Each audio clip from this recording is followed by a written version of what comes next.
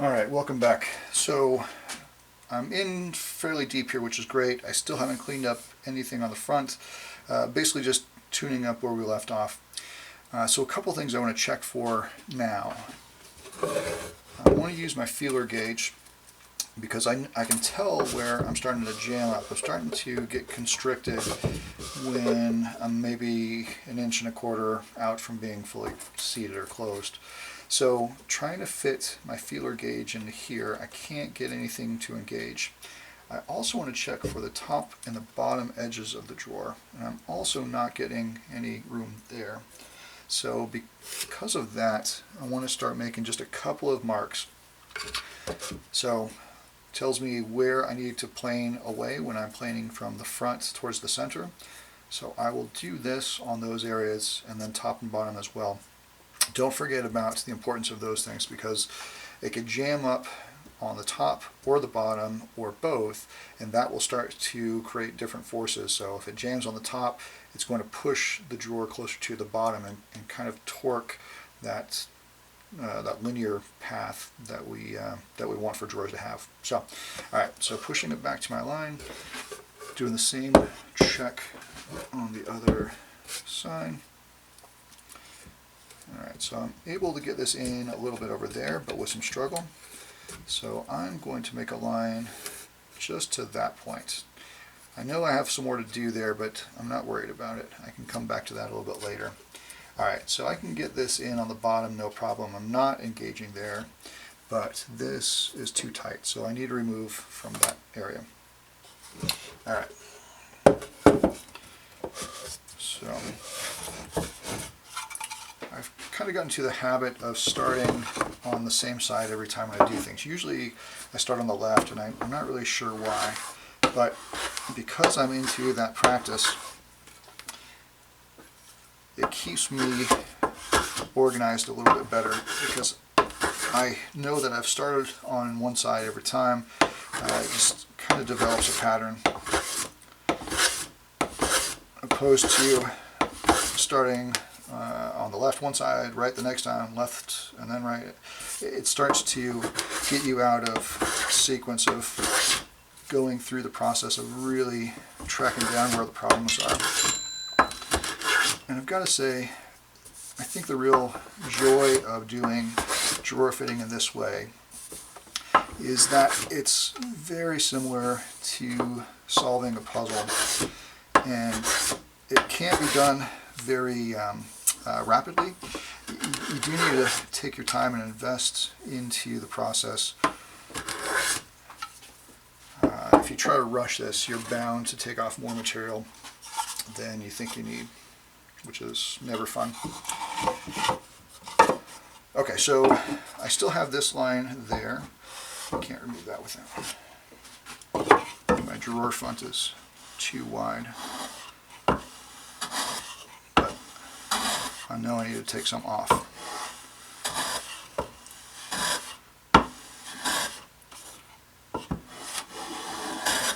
Great, that's all I want to do.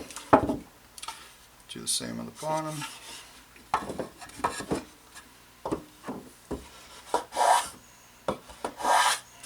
Perfect. Okay, so that's again just on the one side. I still have my marks on the opposite, but to ensure that I haven't gone too far, I haven't taken off too much, I want to make sure to only work on one area at a time. Alright, so getting closer, looking now for those bruises or highlighted areas. Got a couple there. Again, without doing the waxing of the inside of the carcass, this would be much trickier to do because I need those areas inside of the carcass to give me feedback, and wax is a really easy thing. When there's no expectation of glue up here, so I'm not going to glue these parts, wax is a really easy way to start leaving a signature on those pieces. If I did need to glue this up, then maybe I would be tempted to use some type of a pencil line or graphite to start highlighting some of those rubbing areas.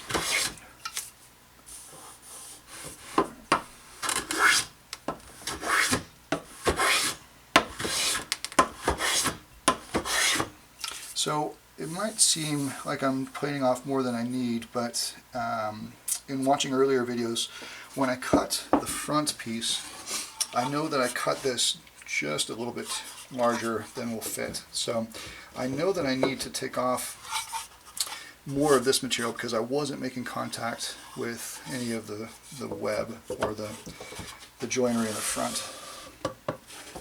I'm getting awfully close.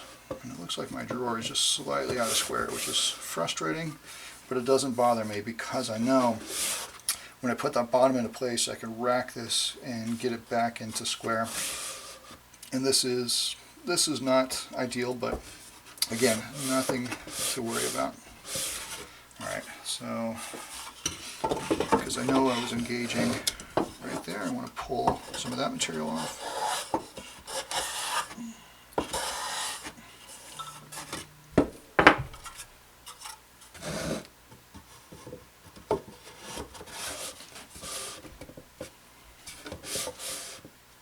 Cool. Alright, so looks pretty good. I want to go back to feeler gauge. I still have no ability to penetrate there, so that one's going away. That feels awfully tight down there. That one feels nice, which is all great. So I'm just trying to gather information to make this more functional. I'll do it on both sides. The one thing that is worth mentioning now, yeah, still similar. You need to draw a line basically there. Is that you run into a problem or situation every single time where the bottom edge of the drawer front itself, once I try to close this, it always tends to catch on the front edge of your carcass. So let me revisit that. So the front edge of the carcass has a sharp corner, and there's usually a sharp corner on the inside of this drawer front. This one I selected for going into the interior of this in the hopes of avoiding this conversation a little bit. But this sharp corner, when these things are pushed closer together, they always tend to bind. And I'm not quite sure what the reason for that is, except for the fact that it happens every single time and I haven't bothered to overthink it anymore. So there's an easy fix. Once I get the sides of these a little bit more tuned in, I'm going to slightly undercut the drawer front itself. It will make no difference looking at the front of the drawer, but it will create this little ramp that when it does close, it seats or lands into the interior of this carcass as well. So that's all I'm worried about. But that happens at the end. So I'm still getting some resistance, and so I want to not forget to double check areas in the back as well, because that could also throw these things off. So I'm not sure if you can see what I'm doing here, but I can get this to go in between those drawers all the way across. Pretty great. I've got a gap on the bottom, which I'm actually not worried about. This is where it's seating. Good gap there and there. This is where I have a little trouble on that back left-hand corner. I can see that shiny spot right away, so I want to tear that down a bit. I don't want to go crazy with how much material I remove there. If I take off too much of the width of these drawers, then you're going to get a much more exaggerated amount of racking. You can see I'm getting some movement here, top to bottom. The further in this thing goes, you have more friction for holding this thing in true and for functioning. But if I were to take off a lot of that, then you'd have this really dramatic kind of bouncing around. So, alright, let me go back to the left side.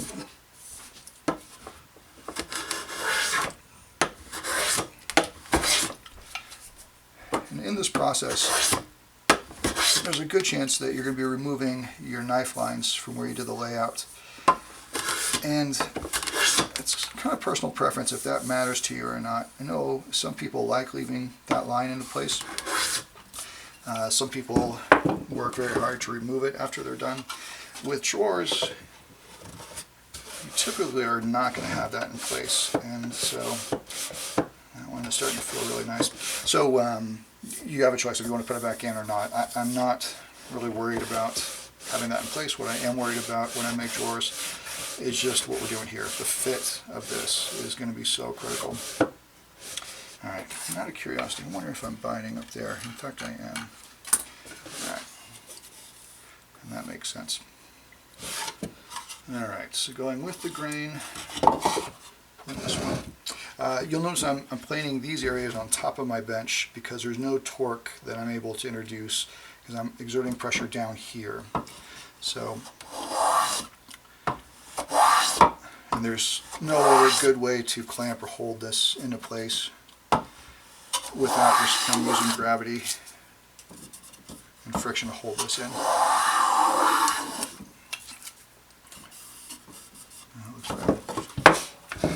So I just wanted to make sure that these are in good alignment here. There was no high or low areas. Yep. I'm starting to jam on that bottom piece. Okay. So I still have the mark here on the right side. I'm not going to think or worry about that because it seems like that is no longer the issue. And so now I really do think it's just the bottom jamming in here somewhere. Oh, that's it right there. Nothing over there yet. Okay.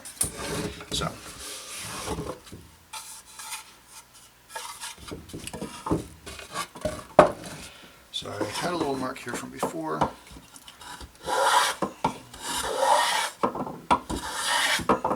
Just a couple of passes till that mark is gone. I don't want to get crazy with that. Now I start to get closer to where it would be. I think now this is showing that the bottom is fully engaged here. What do we do on the top? So when I removed that section on the top, I did well, and that's a good gap there. I might even want to take a little bit more off just because of the expansion that might happen.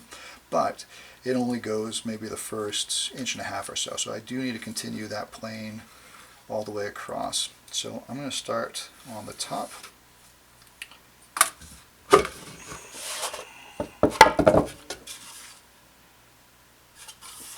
And see if we can't finish this up.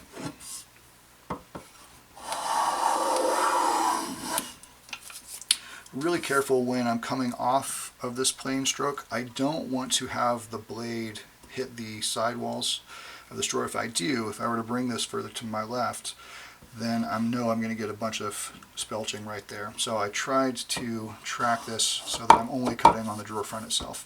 I just made a little nasty couch. Alright. Cross your fingers, everyone. Yeah, still ways to go.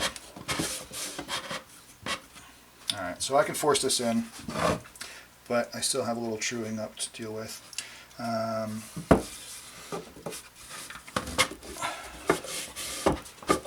Yeah, I think it's that bottom edge. Alright.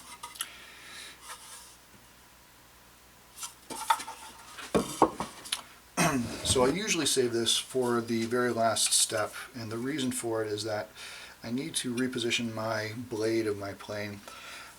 Ordinarily, as you know, that iron needs to be dead parallel to the sole so that when you're doing all the cuts we were doing here, you're not leaving any gouges. So these corners are not going to find their way into the face of the board. For this technique, I'm going to intentionally skew that blade a bit and back it out, because what I want to do is create that angle or that ramp on the bottom edge here. I don't want to do it on the top, don't do it anywhere else, just on the bottom edge. And so if I can do this,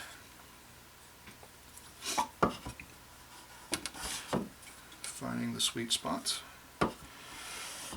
that is not it.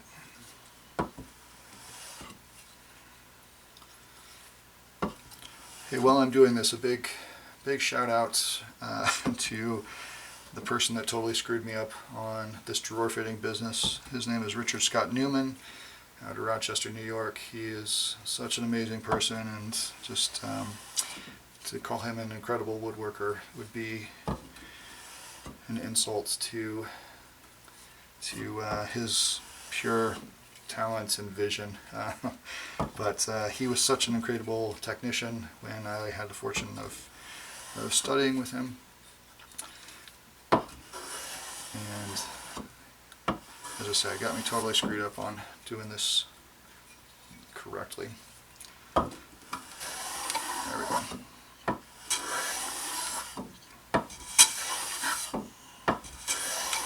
So again, really just trying to focus on this surface area, not the side walls.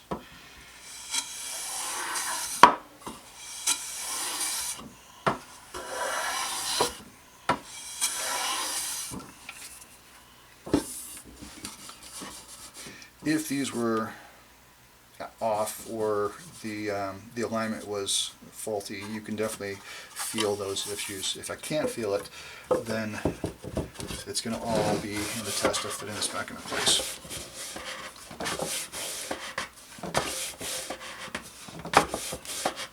Okay, still getting some resistance here, but this is looking so much better.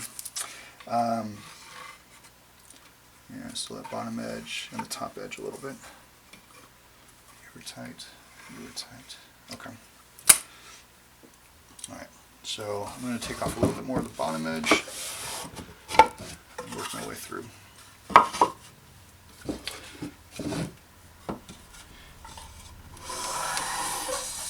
Please don't lose faith or confidence if you're unable to do this in 40 minutes. This has taken me years of practice to start to dial this system in, and it's not new by any means. I don't think that anything I'm showing you is proprietary to my technique. It's a lot about getting a feel for this, and once you've got that feel, that touch, this becomes pretty incredible. All right. So I'm able to get this in, as you see. Still want to do some double checking as far as where it's going to be problematic. And I can't really fit that in anywhere except for that first inch or so. And then the opposite corner. So I think what I'm going to do is switch. I want to take off some material on the top edge here. And I don't know if you can see, but there's a little bit of a scratch that's being created inside of the carcass. There's something in there that's leaving a signature, and it's basically screaming out, this needs to be fixed. So I'm going to take care of that. And it's not here though.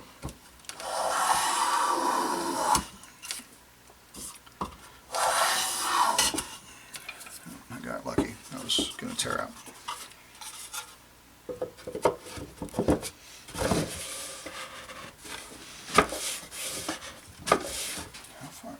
A square anyway. Oh, that's nasty. Got a little overexcited with my gluing up, I'm guessing. Alright.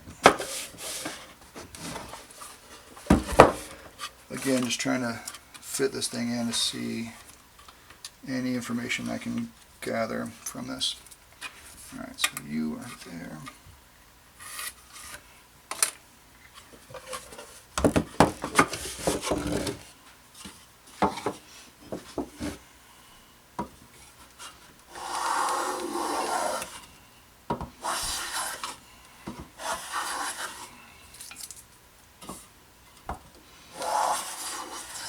I think at this point you can see the benefits of having a slightly smaller plane. Number 3 is pretty great for getting into these areas.